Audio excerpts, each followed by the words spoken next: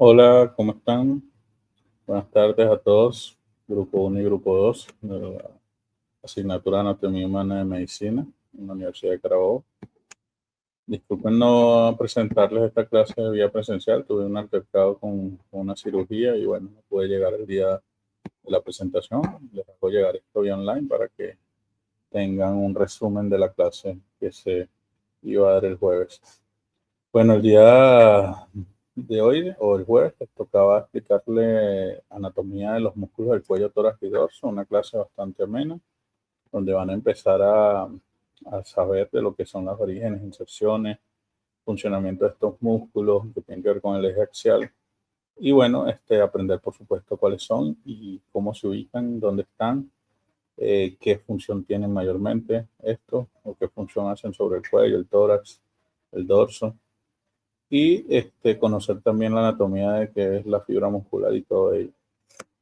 Seguimos como inicio lo que son los músculos del cuello, sabiendo que ya vimos el tema de columna, lo que es óseo, lo que era ligamentos y la parte articular. Bueno, en este caso ya vamos a ir desglosando la parte muscular, entender que, bueno, este es un diagrama para dividirlos entre lo que son músculos superficiales, infrayoideos, suprayoideos, escalenos y prevertebrales, que es desde superficial a profundo. Dentro de estos superficiales tenemos el platismo, esternocleidomastoideo, trapecio. Dentro de los infrayoideos, los más superficiales tenemos el esternocleidoideo y el homoyoideo. Y dentro de los profundos tenemos el esternotiroideo y el tiroideo. Y los suprayoideos tendrían otros 4 grupos musculares, que son el estiloideo, miloideo, digástrico y genioideo. La clave para identificarlos, bueno, uno está en supra, como se los dice el nombre, por encima del yoide, el hueso yoide, y otros están por debajo del hueso yoide. Los escalenos es el tercer plano, por así decirlo, de músculos que encontramos a nivel del cuello. Tenemos el escaleno anterior, medio y posterior. Y por último, los músculos prevertebrales compuestos del largo del cuello, largo de la cabeza y el recto anterior menor.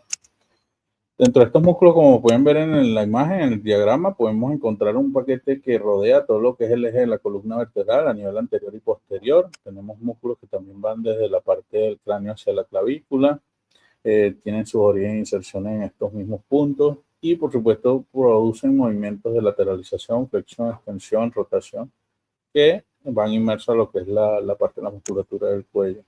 Dentro de los superficiales, por supuesto, tener entendido que el platisma es un músculo por excelencia que tenemos a nivel superficial, seguido del esternocleidomastoideo. Vamos a ir desglosando cada uno de ellos. Aquí podemos ver una hoja de resumen, creo que es la forma más fácil de aprender, solo tener lo que es la origen, inserción y su irrigación y inervación, que esto lo vamos a ver más adelante cuando vean la parte vascular y la parte de neuroanatomía, pero por lo menos tener en cuenta lo que va para este examen, que serían los orígenes, inserción y el funcionamiento de cada uno. Entender que, bueno, el cutáneo del cuello, platisma, tiene su origen a nivel de lo que es el deltoide y el pectoral mayor, que es esta zona a nivel de lo que es el tórax, y se va a insertar en el maxilar inferior. Como ven, este músculo desciende de lo que es el labio inferior y la piel del mentón, que es donde ocurre la tracción del mismo.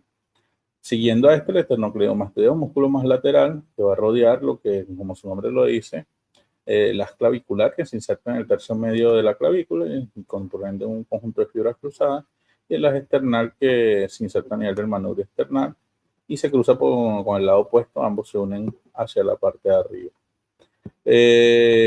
Su inserción va a estar dada en la apófisis mastoide y la línea nucal superior, la apófisis mastoide del hueso temporal y la línea nucal superior. Él está haciendo una función que es la de flexionar y girar la cabeza hacia un lado, a ambos lados, dependiendo del músculo que vayamos a usar, si es el lado izquierdo, el lado izquierdo, si es el lado derecho, el lado derecho. Su inervación y irrigación, como lo dije, viene aparte del nervio accesorio, el cutáneo platisma de ramas de la arteria submentoniana, la irrigación y el escapular superior. Y el platisma sí se inerva por el nervio facial, no en cambio el internomastoideo, que es nervio accesorio, que es el que va a inervar esta parte muscular. Y su arteria de irrigación, la arteria esternocleidomastoidea superior. Como les dije, no son datos ahorita puntuales de interés, porque esto lo van a ver cuando desarrollen la parte vascular, que son estas arterias y todo esto. Pero bueno, entenderlo y saberlo, y que tienen su nervio para cada músculo y todo esto. Seguimos con el plano posterior, que correspondería al músculo trapecio, que es parte del dorso. Va a tener su origen en la protuberancia occipital, hacia lo que es el área occipital externa y el tercio medial de la línea nucal superior del hueso occipital. Y también se inserta a nivel de lo que es apófisis espinosa desde la vértebra S7. Y su inserción va a estar dada en el borde acromial de las escápulas y las apófisis espinosas dorsales. Entonces, de ahí parte este músculo, es como un abanico que va a rodear todo lo que es la superficie dorsal. Su inervación está dada por la excelencia por el onceavo par craneal o el nervio accesorio espinal. Su irrigación ocurre por la rama superficial descendente de la arteria cervical transversa y su función va a ser girar y elevar la escápula. Siguiendo los planos de los músculos ya infrayoideos a nivel anterior, vemos que bueno, los infrayoideos están por debajo del hueso yoide, como lo podemos ver. Tenemos músculos como el tiroyoideo, que es un músculo que va a estar dado su origen a nivel de lo que es el cartílago tiroides, su inserción va a estar dada a nivel del asta mayor del hueso yoide, está inervado por el nervio hipogloso mayor y está irrigado por la arteria lingual y tiroidea. Su función va a ser elevador de la faringe. Otro de los músculos es el genioideo o geniogloso, que va a estar su origen dado a través de lo que es la apófisis genis de la maxilar inferior o mandíbula, y este se va a dirigir y se va a insertar en lo que es el hueso yoide. Su inervación va a estar dada por el nervio hipogloso mayor también, y su irrigación a través de la arteria lingual inferior. Este eleva lo que es el hueso yoide y deprime lo que es el contexto de la rama del maxilar inferior. Otro de los músculos de este paquete sería el músculo estiloideo. El músculo estiloideo va a estar dado a través de lo que es la apófisis estiloide y él se va a insertar en lo que es el cuerpo yoide también. Todos estos músculos van al cuerpo yoide, en la parte superior del cuerpo yoide. Va a estar inervado por el nervio facial directamente y su irrigación va a estar dada por la arteria auricular posterior o lingual. Este va a hacer su función es elevar también el hueso yoide como tal. Y el músculo miloyoideo, que es el músculo que vamos a tener a nivel de lo que es el maxilar inferior, un músculo bastante pequeño, va a insertarse en lo que es el rafen tendinoso y medio del hueso yoide, y su inervación va a estar dada por un nervio del mismo nombre, que es el nervio miloyoideo. Su irrigación a través de la arteria y nervio miloyoideo, que va al paquete del mismo músculo, y su función va a ser deprimir la mandíbula, elevar el yoide y la deglución y la fonación. Tener siempre pendiente lo que es el músculo digástrico, que es el músculo, vamos a decir por excelencia, de este paquete, que es un músculo de los más importantes. Este está a través de la apófisis mastoide y la mandíbula y el hueso yoide. Su función va a estar dada de inervación a través del nervio miloyoideo, ramas también del séptimo y noveno par, su irrigación a través de la arteria submentoniana, la arteria occipital, y va a ser un músculo que va a ayudar a definir lo que es la mandíbula o a hacer los movimientos mandibulares por excelencia. Dentro de otros músculos tenemos los músculos escalenos. Los músculos escalenos anteriores se dividen en escaleno anterior, medio y posterior. El escaleno anterior va a estar dado por los tubérculos anteriores a la apófisis transversa de las vértebras cervicales de C3 a C6. La inserción va a estar dada al tubérculo escalénico de la primera costilla, en su inervación a nivel del plexo cervical de C3 y C4. La irrigación a las arterias cervicales ascendentes y tiroideas inferior, y su función va a estar dada por la flexión lateral de la columna y ser inspiradora del accesorio. El músculo escaleno medio también a través de los tubérculos, en el caso tal, el medio serían los posteriores de la apófisis transversa vertebral de C2 a C7. Cara superior de la primera costilla va a ser su inserción, su inervación a nivel del plexo cervical de C3 a C4, y va a ocasionar también movimientos de flexión lateral de la columna, y también van a consumir parte de lo que es la parte accesoria de la inspiración. El músculo escaleno posterior va como el medio a nivel de los tubérculos posteriores de apófisis transversa vertebrales, pero en este caso de C4 a C6. Se va a insertar en lo que es el ángulo externo de la segunda costilla. El borde externo de la segunda costilla va a estar inervado por los plexos cervicales C3 a C4, y también va a formar parte de la parte inspiratoria accesoria y la flexión lateral de la columna. Como ven, esos son los músculos que encontramos infrayoideos. Repitiendo, tenemos el músculo tiroideo, tenemos el músculo externo tiroideo, tenemos el músculo homoyoideo y tenemos el músculo esternocleidoyoideo. Dentro de los suprayoideos tendremos el músculo digástrico, el músculo geniogloso, el músculo miloyoideo y el músculo estiloyoideo. Y dentro de los escalenos tenemos escaleno anterior, escaleno medio y escaleno posterior, para seguir con los músculos más internos, que son los prevertebrales. Dentro de los prevertebrales, los que también van a ser un grupo muscular, el cual va a estar compuesto por el músculo lateral de la cabeza, Este va a estar dado desde su origen a través de la apófisis transversa del atlas y va a seguir a apófisis yugular del hueso occipital. Su inervación está dada por ramas del bucle entre los nervios finales segundo y segundo, y su función va a ser flexionar la cabeza. El músculo recto anterior mayor o largo de la cabeza, que es uno de los músculos por excelencia de esta parte, está dado a través del tubérculo anterior de la apófisis transversa desde el 3 a C6. Su inserción va a estar a través del hueso occipital, su inervación en los ramos ventrales de los nervios finales C1 a C3, y su función va a ser, aparte de flexionar, rotar la cabeza. Dentro de los músculos más pequeños tenemos el anterior menor de la cabeza. Este músculo va a estar dado a través de su origen a través de la apófisis transversa del atlas, va a insertarse en lo que es el hueso occipital, la porción basilar. Su inervación está dada a los ramos también de los bucles de los nervios espinales C1 y C2, y su función va a ser flexionar la cabeza. Y el músculo largo del cuello es un músculo un poco más largo, pero también compone un componente de movimiento de lateralización de la cabeza, aparte de la flexión cervical. Va a estar su origen a nivel de lo que es las vértebras cervicales dorsales. Su inserción va a estar a través de las vértebras cervicales y su inervación en ramos ventrales de los nervios espinales C2, C6, y como les dije, va a seleccionar parte de la columna cervical y un movimiento de lateralización de la cabeza. Dentro de los músculos de la nuca o de la región occipital, la región más posterior, podemos también encontrar recto mayor de la cabeza, recto menor del posterior de la cabeza, oblicuo mayor de la cabeza, oblicuo menor de la cabeza, el plano de los esplenios, el complexo mayor o semiespinal de la cabeza, el complexo menor longísimo de la cabeza y el transverso longísimo del cuello. Como ven, son músculos que también encontramos en el eje o paquete de la nuca, la región craneal posterior, y son un conjunto de músculos que van a cubrir o van a formar parte de esta constitución a nivel de lo que es la parte óseo-occipito cervical. Entonces, saber que, bueno, el recto mayor y posterior de la cabeza, su origen va a estar dado a través de la parte superior de la fosita lateral del proceso espinoso del axis, su inserción a nivel de la línea nucal inferior y la impresión rugosa adyacente, su inervación ramo posterior S1, y su acción va a ser extender la cabeza y la rotación ipsilateral. El recto menor posterior de la cabeza va a estar dado a través del tubérculo del atlas, a cada lado de la línea media, un tercio medio, se va a insertar en el tercio medio de la línea nucal inferior. Su inervación va a ser el nervio suboccipital y su acción es extender la cabeza y la rotación ipsilateral. El oblicuo mayor de la cabeza, su inserción, su origen va a ser a la fosita lateral del proceso espinoso del axis, y su inserción a la cara inferior y borde posterior del proceso transverso del atlas. Su inervación a través del nervio suboccipital, y este va a ser extensión de la cabeza y rotación interna. El oblicuo menor de la cabeza va a estar dado por el vértice y la cara superior del proceso transverso, origen a través del proceso transverso S1. Su inserción en el tercio lateral de la línea nucal inferior también está inervado por el nervio suboccipital y va a extender, inclinar y hacer un movimiento contralateral de la cabeza.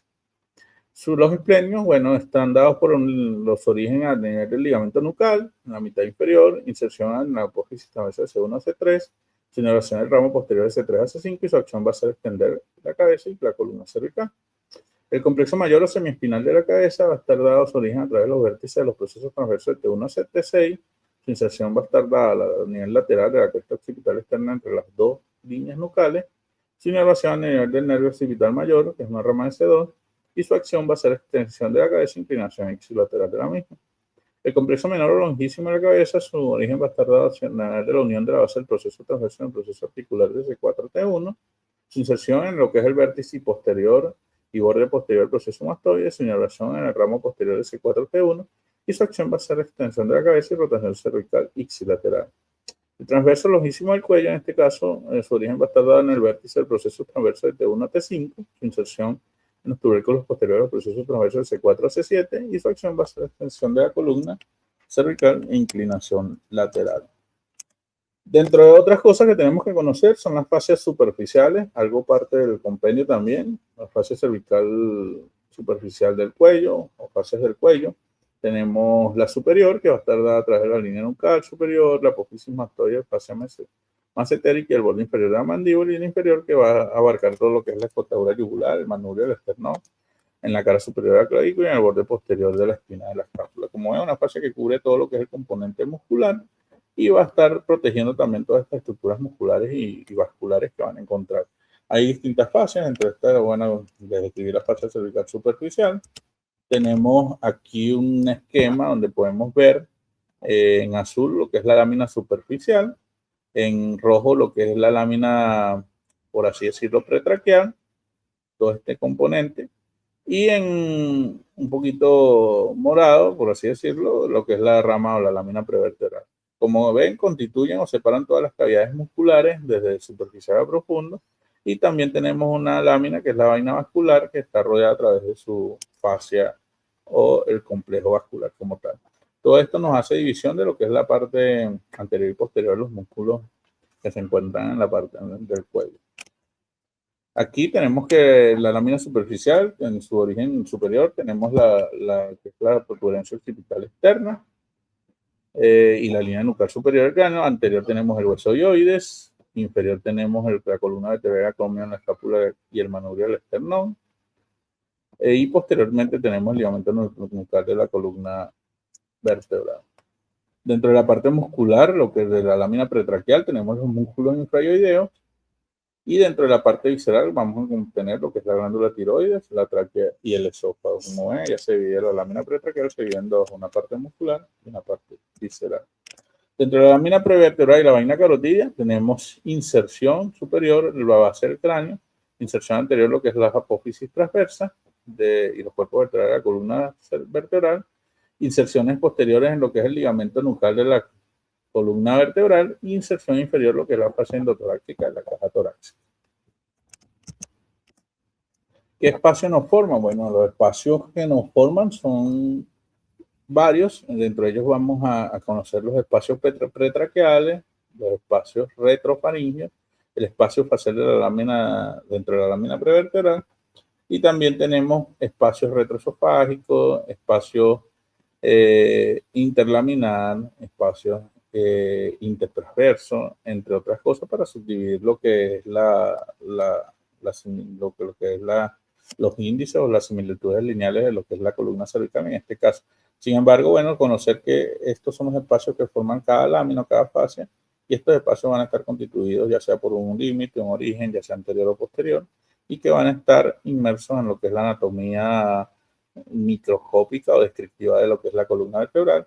Cada espacio va a componer una víscera, va a componer un elemento vascular, un elemento vertebral, y por supuesto lo debemos conocer para saber el tipo de abordaje en caso tal cuando sean cirujanos, cuando sean subespecialistas que tengan que abordar las regiones del cuello, saber por dónde van a incidir para no lesionar tanto la parte muscular. Son como los canales anatómicos que tenemos para hacer las disecciones.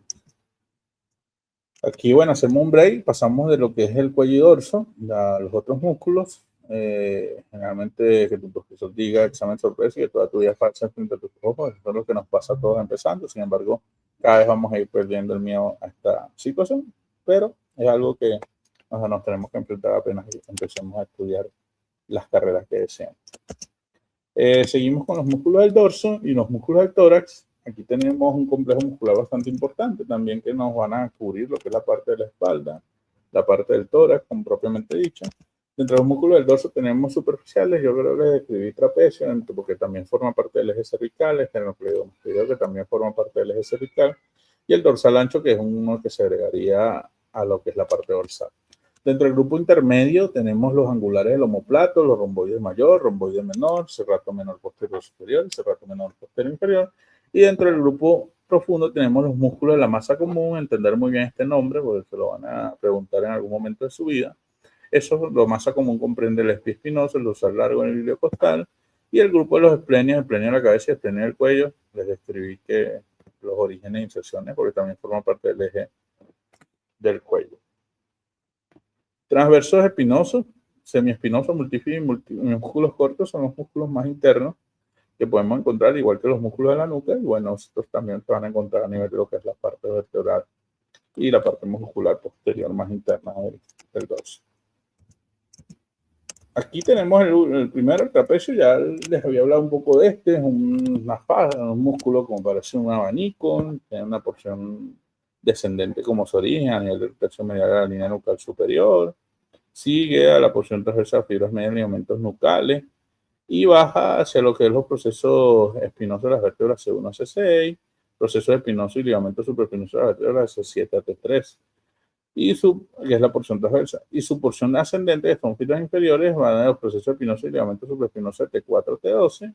Imagínense hasta dónde llega, todo lo que es el eje cervicodorsal. Y su inserción va a estar en la porción descendente del tercio superior lateral de la clavícula, en la región superior, y en la región media de lo que es el borde medial, de lo que es el olecrano, lo que es la cresta superior de la espina de la escápula, su parte descendente, lo que es el vértice, el borde medial de la espina de la escápula también. Esto va a estar dado como un abanico que va a cubrir todo lo que es el eje superficial del torso. Su inervación, bueno, nervio onceavo par por excelencia, tiene fibras motoras sensitivas, ramas anteriores de los nervios espinales C3 y C4, tras el plexo, su irrigación a través de la arteria occipital, porción descendente, arteria cervical superior, porción transversa, arteria dorsal de la escápula, porción ascendente, ambas ramas de la arteria cervical transversa. El esternocleidomastoideo, a su vez, también lo describe en la parte del cuello, sin embargo, recordar que su origen tiene una cabeza external, en lo que es la parte superior de la cara anterior manubrio del esternón, una parte que va en la cabeza clavicular, que es en la cara superior del tercio medio de la clavícula. Entonces yo va a estar dado lo que es la cara lateral del proceso mastoideo, del hueso temporal, y mitad lateral de la línea nucal superior del hueso occipital, su inervación, nervio accesorio también, ramos del plexo cervical de C2-C3. Su función, contracción unilateral, fricción isilateral, rotación contralateral de la columna cervical. También va a haber contracción bilateral, extensión de la columna cabeza del cuello a nivel de lo que es la columna cervical, articulación tronco-occipital, flexión del cuello a nivel de la columna cervical, elevación de la clavícula y manubrio esternón a nivel de lo que es la articulación esternoclavicular. El dorsal ancho es uno de los músculos que aparecen acá, que no conocía a nivel dorsal, que nosotros lo describí en la parte, porque forma netamente parte de lo que es el aparato del dorso. Bueno, su origen también tiene una porción vertebral en los procesos espinosos de las vértebras de T7 a T12, fascia toracolumbar, la porción ilíaca o tercio posterior de lo que es la cresta ilíaca, su porción costal a nivel de lo que es las costillas 9 a 12 y porción escapular a nivel de lo que es el ángulo inferior de la escápula, como tal. Su inserción va a estar en un surco intertubercular del húmero y entre los músculos pectoral mayor y redondo menor. Su irrigación va a estar por arterias toracodorsales, arterias intercostales posteriores, ramas perforantes de la onceava y dorsal y arterias lumbares de la 1 a la 3. De la 1 a la 3. Su inervación nervio toracodorsal, una rama de un plexo que se forma de C6 y C8, y su función va a ser la elevación del hombro, la rotación interna, lo que es la parte de la extensión del brazo como tal, de inspirador accesorio. Todos estos músculos generalmente producen los movimientos inspiratorios accesorios que son importantes para cuando falla la musculatura principal a nivel de respiratorio. El grupo intermedio, dentro de ellos el angular del omóplato, elevador de la escápula, su origen está dado, como ven, un músculo bastante lateral, pequeño, a nivel de lo que es la escápula. Su origen del proceso transversal de la vértebra C1 a C4. Su inserción al borde medial de la escápula, desde el ángulo superior hasta la raíz de la espina de la escápula. Su inervación ramos anteriores a los nervios C3 a C4 y nervio dorsal de la escápula, que es el ramo S5. Su irrigación a través de las arterias cervicales transversas cervicales ascendentes, rama del tronco tiro cervical. Su función de articulación escapulotorácica, mueve la escápula medialmente, rotar la cavidad glenoidea inferiormente, elevaciones cervicales, flexión lateral del cuello, ipsilateral, extensión del cuello, entre otros. Los romboides, entre estos se conocen como romboides menor o mayor. El romboide menor, a través de su origen, estaba al nivel del ligamento nucal, el proceso espinoso de las vértebras C7-T1, y el romboide mayor, el proceso espinoso de la vértebra T2-T5. Como ven, el romboide mayor se dice mayor porque tiene más fibras musculares que el menor. Su inserción en el romboide menor estaba a raíz del borde medial de la espina de la escápula. El romboide mayor, en este caso, borde medial de la escápula desde el ángulo inferior hasta la raíz de la espina de la escápula.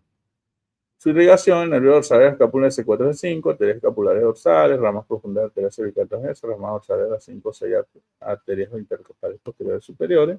Su función de articulación escapulotorácica, retraer superomedialmente la escápula, rotar inferiormente la cavidad glenoidea y estabilizar la escápula en su sitio.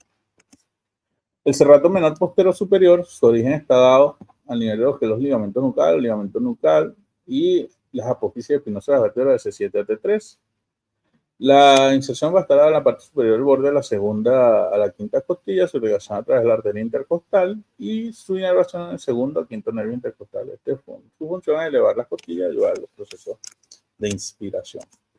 El serrato menor postero inferior está dado a través de un músculo más inferior, como lo dice su nombre, origen de las vértebras de T11 a L2, Su inserción va a estar a borde inferior a la costilla novena a la duodécima. Su irrigación a través de lo que es la arteria intercostal, la inervación del nervio intercostal, y su función es para mover la parte inferior de las costillas y ayudar a los procesos de estiración en este caso. Dentro del grupo profundo tenemos el grupo espinotransverso, los músculos erectores de la columna. Dentro de esto el epiespinoso, que es un músculo que recibe su origen en el sacro, vértebras lumbares, ligamentos sacroiliacos posteriores, ligamentos supraespinosos y ligamentos sacrotuberosos.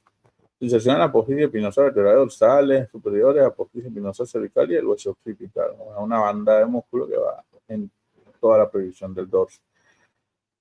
Su inervación en nervios espinales cervicales y su irrigación ramas en las arterias sacras dorsales, extensión, este es lo que va a producir como función extensión de la cabeza, el cuello, en el mismo sentido. Generalmente extiende lo que es la columna vertebral también. El dorsal largo, otro de los músculos más profundos, su origen se extiende desde el sacro hasta la zona craneal, sus fibras van en dirección ascendente y su inserción a medida que va ascendiendo, sus artículos se van insertando en distintas estructuras anatómicas. Va abajo, de abajo hacia arriba, la inserción se da de la siguiente manera: porción dorsal, en la que es la cabeza de las vértebras dorsales y lumbares, así como también en los bordes inferiores de las últimas 7 o 8 costillas. La porción cervical en las apófisis transversas de las vértebras correspondientes cervicales, como su nombre lo indica, y la porción craneal a través de la apófisis mastoidea del hueso temporal. El dorsal largo, su inervación va a estar dada por las ramas de los nervios espinales requeridos, específicamente cervicales, inferiores, dorsales y torácicos lumbares. Su irrigación, como el músculo dorsal largo longicisimo extremadamente extenso, abarcando lo que es la región craneal, cervical, dorsal y sacra.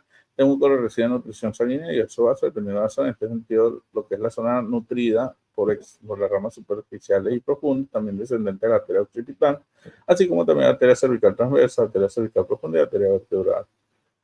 Su función, bueno, puede actuar unilateralmente o bilateralmente. Unilateralmente permite la rotación e inclinación a la columna vertebral, en el sentido del músculo que se encuentra en acción, y bilateralmente participa en lo que es la posición erguida de la columna vertebral, uno de los músculos que se encarga de la biperostación. El ilio costal,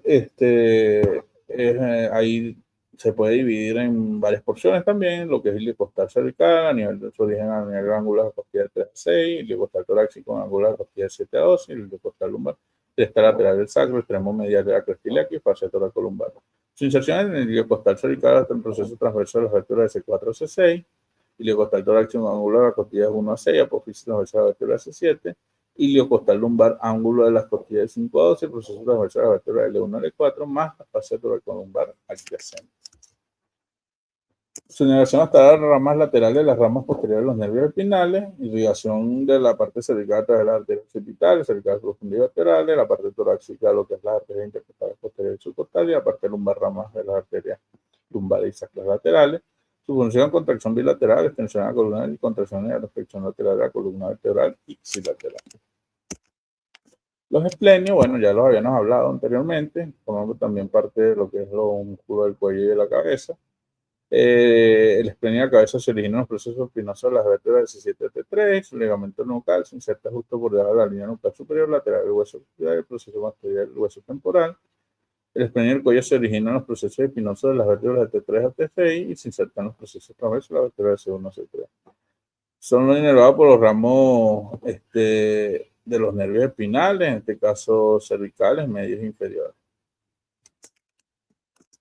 Su irrigación proviene de la arteria occipital y cervical transversa. Su función es extender la cabeza cuando la contraen bilateralmente, mientras que la contracción unilateral produce flexión lateral y rotación de la cabeza hacia el mismo lado. El plano semiespinoso de la cabeza o del músculo complejo mayor o complexo mayor se origina en los procesos articulares de las vértebras C4 a C7 y los procesos transversos de las vértebras de T1 a T6. Luego transcurre lo que es la superiormente hasta insertarse en lo que es entre las líneas nucleares superiores y lo que es inferior al hueso occipital. Semiespinoso del cuello surge de los procesos transversos de las vértebras T1 a T6 y se inserta en los procesos espinosos de la vértebra de C2 a C5. Ellos están inervados al semiespinoso de la cabeza por ramos ascendentes del nervio occipital mayor y por el nervio espinal C3, mientras que el del cuello y el multífido del cuello están inervados por los ramos mediales, los ramos posteriores de los nervios espinales.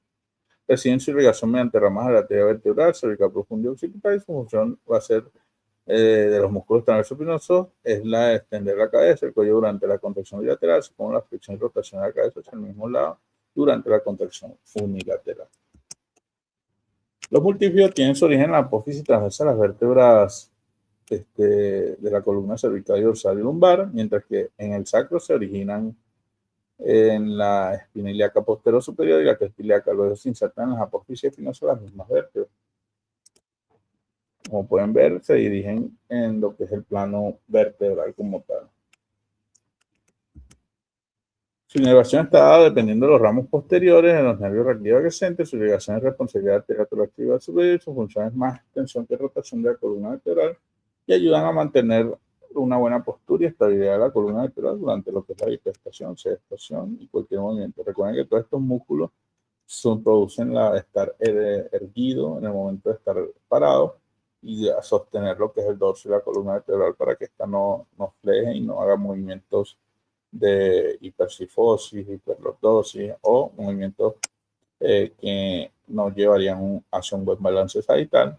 En este caso, por eso se entrenan cuando hay procesos neuromusculares o procesos de atrofia del mismo para poder ayudar a mejorar lo que es el estar parado en el paciente, el estar en marcha y por supuesto estos músculos tienen un plano adecuado para mantenernos en un proceso erguido.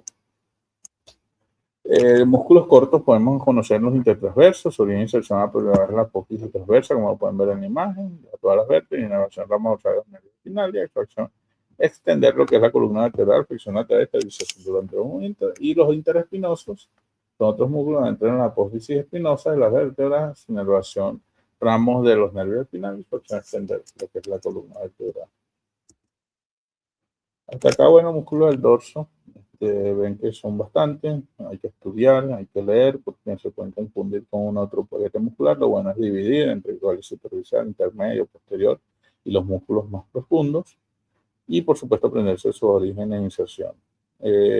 Parte de su inervación siempre está por ramas dorsales, en este caso el músculo del dorso, algunas ramas de las occipitales y cervicales, pero siempre van en relación a lo que es el músculo como tal o por donde este pasa.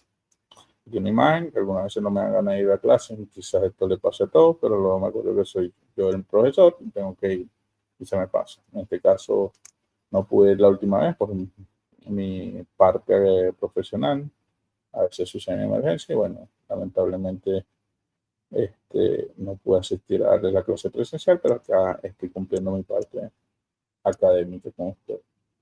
Bueno, seguimos con los músculos del tórax, que estos son los últimos del seminario ya. Vamos a hablar un poco de estos músculos, algunos forman parte del aparato pendicular, es bueno que se los vaya resumiendo, lo van a ver en la parte pendicular. Dentro de esto es el pectoral mayor, tiene una porción clavicular en la cara exterior de lo que es la mitad de la medial de la clavícula, la porción esternocostal, que está por la cara anterior del esternón, cartílago costal del 1 al 6, y en una porción abdominal, la cara anterior de la vaina de los músculos rectos del abdomen. Como vemos, músculos bastante grandes, se insertan en lo que es el tubérculo mayor del húmero. Sus nervios están por el nervio pectoral lateral y medial, de una rama S5T1, su irrigación a través de la arteria toracoabdominal, ramas perforantes de la arteria torácica interna.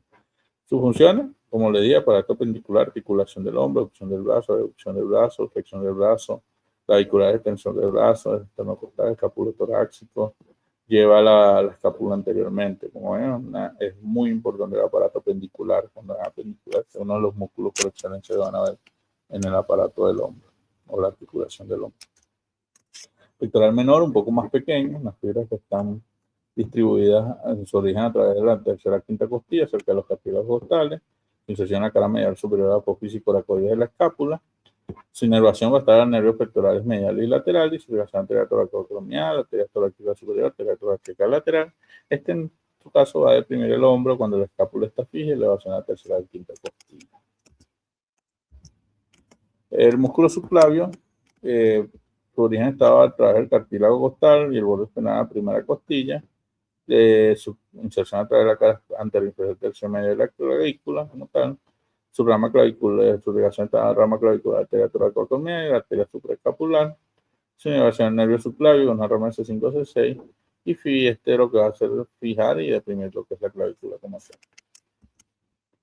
Otro de los músculos más laterales tenemos el serrato anterior. Su origen va a estar en una parte superior a través de lo que es la costilla, la primera a la segunda, y la fascia intercostal, su parte media, la costilla de la tercera a la sexta, y su parte inferior, la costilla de la 7, la 8 y la 9, que se extiende de forma variable hasta la costilla 10. Su inserción en la parte superior de la superficie anterior del ángulo superior de la escápula como tal, de la parte superior, su parte media superficie anterior del borde medial de la misma escápula y parte inferior superficie anterior del ángulo inferior y el borde medial de la escápula. Su inervación, el nervio torácico largo, la rama S5 a S7. Su irrigación a través de arterias torácicas superiores y laterales, las ramas lateral toracocaudal, y su función va a ser articulación escapulotorácica que arrastra la escápula anterolateralmente, suspende la escápula de la pared torácica y rota la escápula y arrastra el ángulo inferior lateralmente. Los músculos intercostales se pueden subdividir en externos, internos e íntimos. Esto de acuerdo a su superficialidad. Los que son más superficiales, más profundos. En este caso, los externos, como pueden ver, que son los primeros que vemos acá. Los internos y por debajo de ellos, los músculos íntimos, que son los más profundos. Dentro de los músculos intercostales externos, como pueden ver, es esta banda verde que podemos ver en la imagen. Tenemos el borde inferior, que se origina a nivel del borde inferior de la costilla, y su inserción en el borde superior de la costilla inferior. Entonces tenemos origen, borde inferior de la costilla superior y inserción borde superior de la costilla inferior. Su inervación en nervios intercostales que pasan a través de cada segmento nervioso. Su inervación, su irrigación a través de las arterias intercostales anteriores y posteriores, y su función es elevar la costilla durante la inspiración forzada. Como ven, este músculo es inspirador por excelencia, entonces da también soporte a lo que es el espacio intercostal y la caja torácica. Pónganle mucha atención a la función, en este caso este es un músculo de la inspiración. Los músculos intercostales internos, aquí tenemos que ellos tienen su origen, están por debajo del músculo intercostal externo, subcostal de las costillas también, inferior superior a la costilla inferior. La inervación va a estar por los nervios intercostales también, la arteria intercostal anterior, intercostal posterior, arterias torácicas internas, y músculos frénicas y el tronco costocervical son parte de su función. Hecho para atrás de nuevo. Una de las funciones de esto es la movilización de las costillas durante la inspiración forzada también, y forma parte de lo que es los movimientos de los espacios intercostales y la caja torácica. Como ven, este músculo intercostal íntimo forma parte del subcostal de la costilla.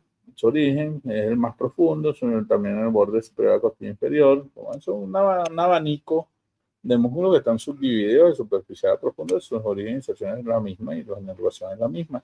La irrigación también está por interés intercostales anteriores, intercostales posteriores, arterias torácicas internas y músculos frénicos, y el tronco costocervical, y su función a través de las costillas durante la expiración forzada y de los espacios intercostales, como este músculo expiratorio y los demás son inspiratorios, algo que tienen que tener en cuenta a la hora del examen, porque es algo que les puede ayudar con las preguntas. Si se pueden equivocar, si ponen que es un músculo inspirador, bueno, estos músculos se subdividen. Creo que la diferencia de todos ellos es la función que van a tener para el momento de la evaluación.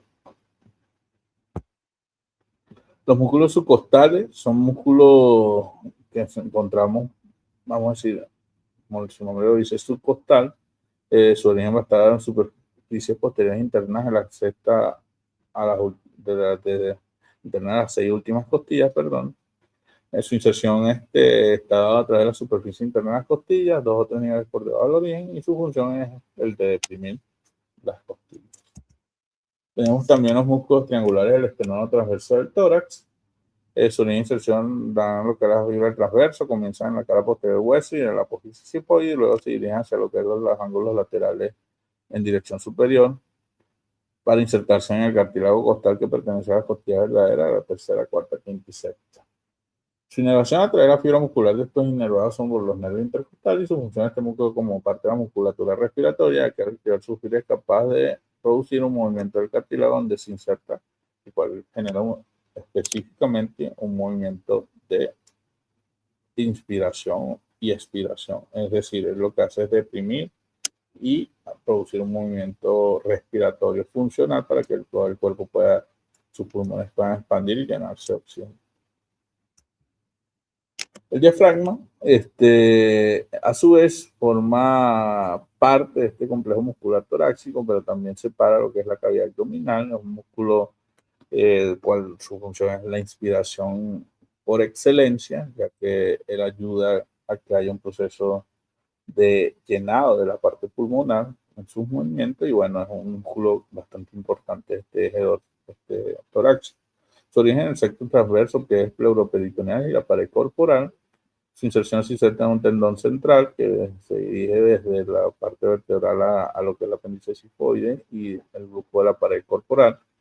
Su inervación, los nervios frénicos intercostales inferiores, y la segregación a través de la arteria pericardicofrénica, las arterias musculofrénicas, arterias frénicas inferiores. Por eso, la acción es lo más importante de este músculo, un músculo vital para el proceso de inspiración. Tenemos también pilares que debemos conocer del diafragma.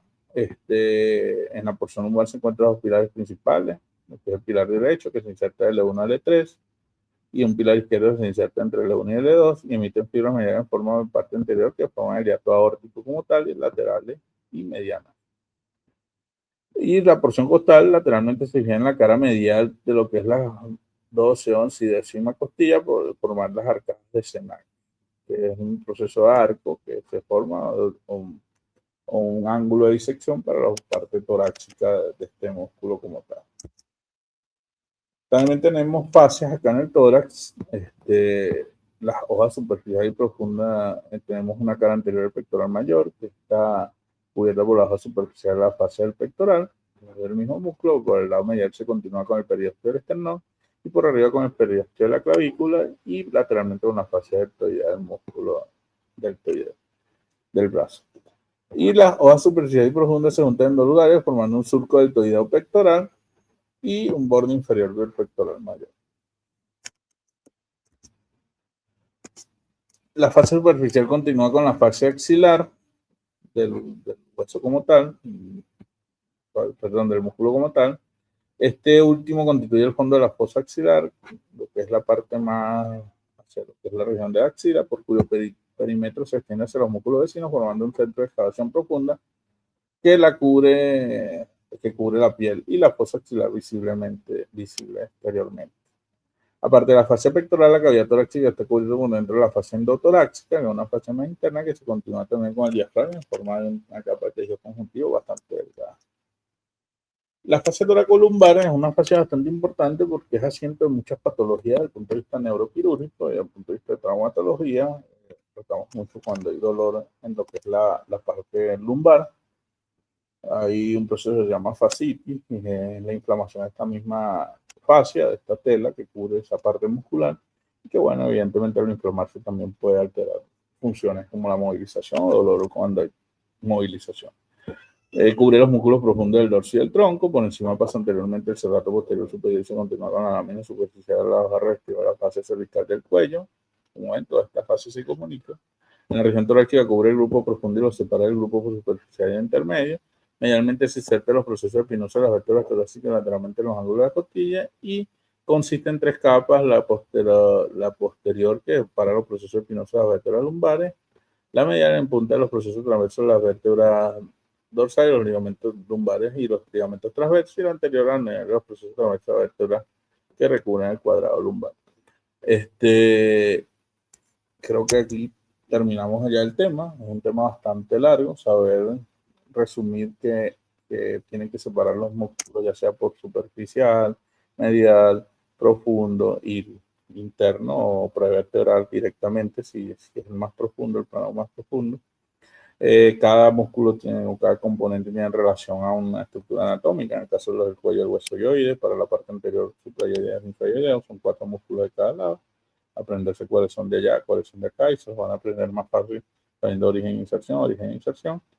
Y igual para los músculos dorsales, saber también lo que es la parte superficial profunda, lo que es la masa común como tal, que son los músculos más profundos que cubren a nivel prevertebral.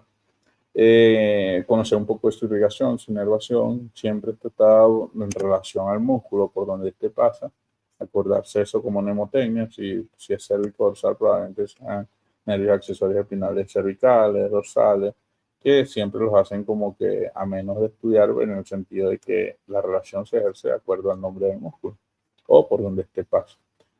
También diferenciar esa parte de cuáles son músculos inspiradores, cuáles son músculos expiradores, porque ahí pueden tener alguna duda en el examen cuando se los hagan. Les pueden poner una coletilla si este músculo, el intercostal superficial, o es inspirador o es expirador, el otro el íntimo es inspirador o es expirador.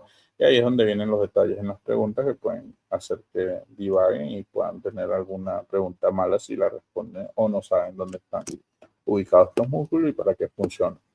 Pero bueno, una de las cosas del significado médico, que terminando, es el amor, entrega, vida, vocación, servicio y dedicación. Creo que estos son los pilares de nuestra carrera y de la carrera que ustedes van a empezar a cursar.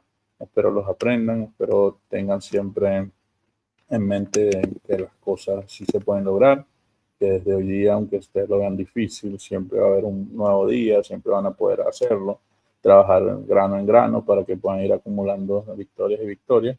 Y cada vez que tengan una falla, evidentemente levantarse, saber estudiarse y ver que esta falla probablemente la podemos superar, la podemos sobrepasar, que hay que estudiar, si es en el caso académico, hay que levantarse y poner una mirada siempre en el frente, en el norte, como dicen, para atrás ni para coger impulso. Pero bueno, saber que todo esto poco a poco va a ir pasando. La carrera de medicina es una carrera bastante delicada, bastante bonita, pero que tiene su dificultad como toda carrera. En este caso nosotros tratamos con seres humanos, tenemos que conocer mucho, mucho, mucho de esta parte que es la anatomía y por supuesto de la clínica, de lo que aqueja al paciente, tener empatía, porque no todo paciente viene con la mente adecuada, quizás recibir un diagnóstico que puede ser un diagnóstico malo, por así decirlo, o cualquier diagnóstico que le pueda afectar también mentalmente. Recuerden que la psicoinmunología también es algo que está en estudio para los pacientes que se traten de forma bien, de que reciban a la parte del paciente sin ninguna mala cara o sin ninguna palabra que pueda hacer que este paciente pueda retroceder o no acoplarse adecuadamente al tratamiento del diagnóstico que se presenta. Pero bueno, siempre la ética del médico va a estar por delante, nuestro juramento hipocrático no abandonarlo nunca, saber que hay virtudes que nosotros tenemos en el hecho de ser médicos, pero también tenemos que ganarlas, tenemos que saber implementarlas, tenemos que saber diversificar la información que se le da al paciente y que yo, en este caso como profesor, les doy a ustedes. Y siempre les digo que cuenten conmigo en el caso tal de alguna duda, siempre preguntar, para eso son las clases presenciales. Y en el caso tal, cuando tengamos la clase presencial que sigue, si hay dudas de este tema, podemos volverlas a disipar. Y bueno, agradecerles por quedarse viendo todo el seminario. Los que puedan verlo, les voy a enviar el link. Y que, bueno, cualquier duda me la puedan escribir por acá, yo la leo y cualquier cosa la disipamos. Muchas gracias, que pasen una feliz tarde. Recordar que hay literatura, de la cual nos guiamos, en la Atlas Nether para las imágenes, Testuil Latarjet, que es el libro por excelencia ahorita de la cátedra, y desde el año pasado hacia los años anteriores, estudiados por el García Porrero. Es un libro que pueden tomar como revisión, pero bueno, siempre acordarse que Testuil Latarjet es el libro ahorita epónimo de la cátedra desde este año y bueno, también deben guiarse por la literatura, no por guías. Las guías son para ayudarse, pero siempre tienen que ir al libro. Y por supuesto sacar sus resúmenes, sus diagramas, los que son más visuales, los que son más auditivos, escuchar, pero espero las clases les sirvan para esto. Gracias a todos y que todos estén bien, pasen un feliz fin de semana y cuídense mucho. Nos vemos la próxima clase.